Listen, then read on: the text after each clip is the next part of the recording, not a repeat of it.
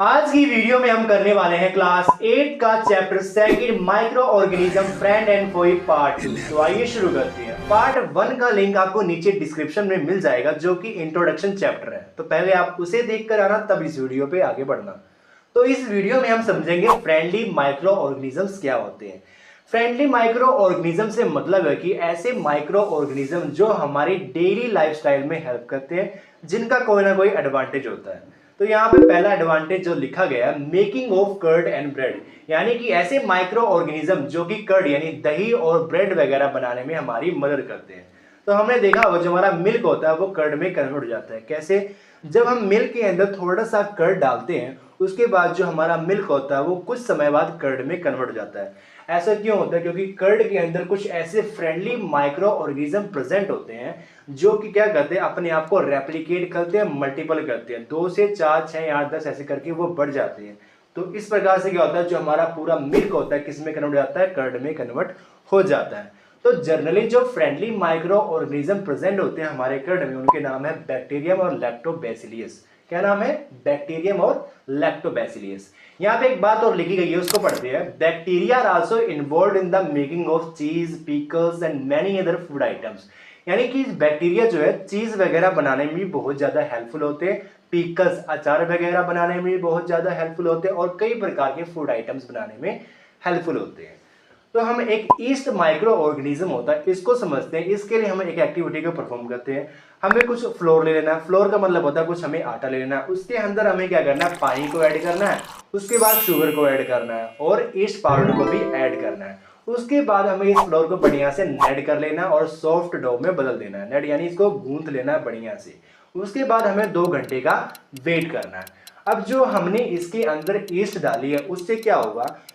East डालते ही वो क्या करेंगे? रैपिडली रेस्पिरेशन करेंगे, यानी बहुत जल्दी जल्दी रेस्पिरेशन करेंगे, जिससे क्या होगा? वो कार्बन डाइऑक्साइड को रिलीज करेंगे। कार्बन डाइऑक्साइड रिलीज करने से हमारे डफ में क्या होगा?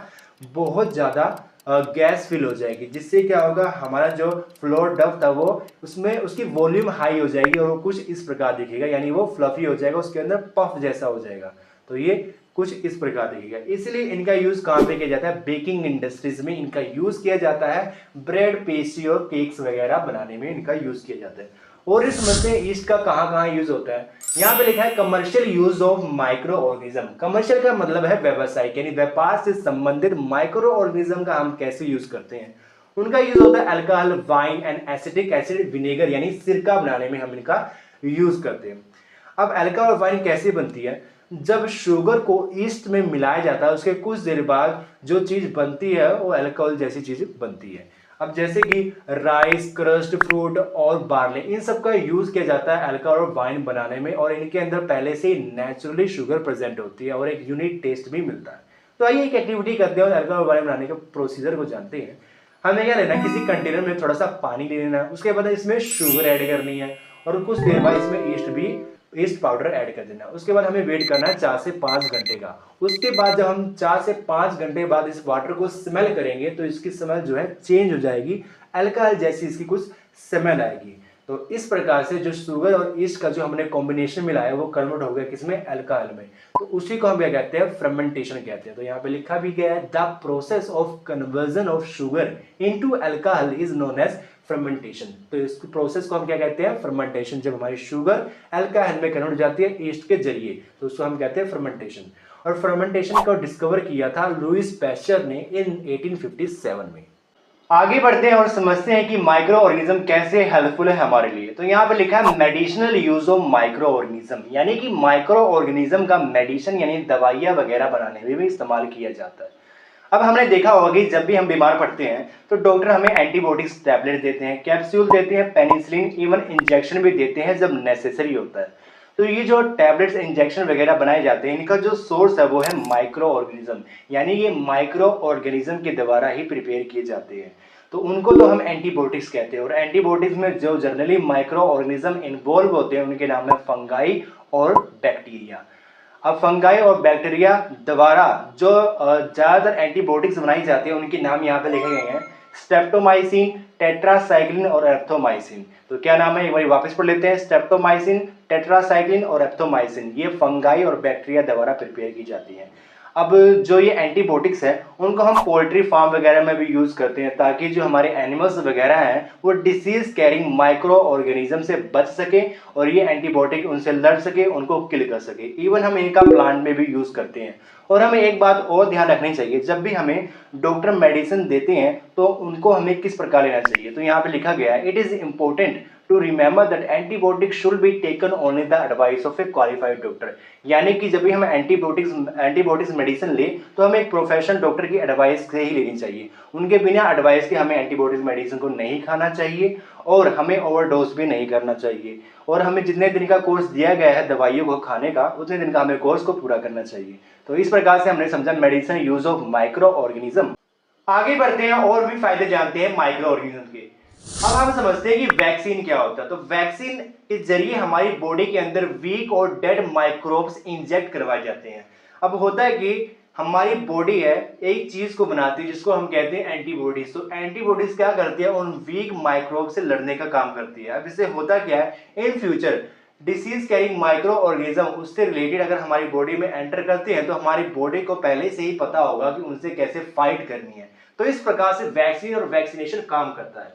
यहाँ पे लिखा है कि when a disease carrying microbes enter our body, जब भी कोई डिसीज वाला माइक्रोब हमारी बॉडी के अंदर एंटर करता है the body produce antibodies to fight the invader. तो हमारी बॉडी क्या कहती है, एंटीबॉडीज बनाती है ताकि उनसे लड़ सके। तो एंटीबॉडीज कुछ नहीं है, बस वही है जो डिसीज कैरिंग माइक्रोब से लड़ता है, जो कि हमारी बॉडी के अंदर प्रोड्यूस होता है।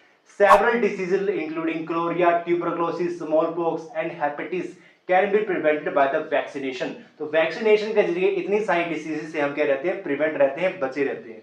पल्स पोलियो प्रोग्राम एक ऐसा कंपेजियन अभियान था जिसके जरिए पोलियो ड्रॉप दी जाती थी बच्चों को, चिल्ड्रंस को, ताकि वो क्या कर सके, डिसीज कैरिंग माइक्रोब से लड़ने में पहले ही सक्षम रहे। इन फ्यूचर अगर उनकी बॉडी के अंदर कोई भी डिसीज कैरिंग माइक्रोब्स एंटर करता है तो उनकी बॉडी को पहले से ही पता हो कि उनसे कैसे फाइट करनी है।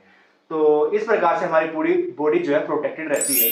यहाँ पे लिखा है कि Edward Jenner discover the vaccine for the smallpox in 1798। तो एडवर्ड जेनर ने डिस्कवर किया वैक्सीन स्मॉल पॉक्स की कब, 1798 में। आगे बढ़ते हैं और भी फायदे जानते हैं। यहाँ पे लिखा है इंक्रीजिंग सोइल फर्टिलिटी। अब जो माइक्रो ऑर्गेनिज्म होते हैं सोइल की फर्टिलिटी यानी उनका उपजाऊपन भी बनाने में मदद करते हैं। यहाँ पे लिखा है नाइट्रोजन फिक्सर।